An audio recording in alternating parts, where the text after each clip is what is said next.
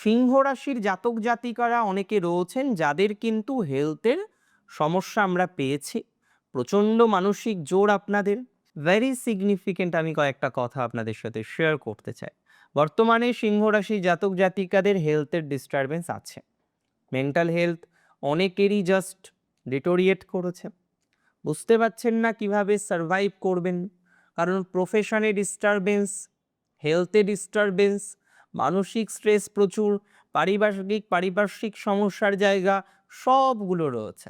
দেখুন, 2025-এর এপ্রিলে যে সব পরিবর্তন হয়ে যাবে, যত খারাপ ছিল কোনো একটা ম্যাজিকে সব পরিবর্তিত হয়ে যাবে, বিষয়টি এতটা সহজ বা সরল নয়।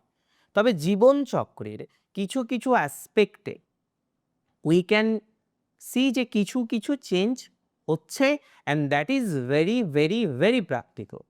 সিংহ রাশির ক্ষেত্রে হেলথ যেমন একটা বিষয়, হেলথের ক্ষেত্রে আমরা এপ্রিলের 14 তারিখের পর থেকেই দেখব চেঞ্জ আসছে। কারণ আপনারা জানেন, রাশির অধিপতি নবমে ভাগ্যস্থানে অবস্থান করবেন, এবং that is the best transit আমার মনে হয় 2025-এর এপ্রিল মাসে, কারণ আপনার রাশির অধিপতি তুঙ্গ হবে।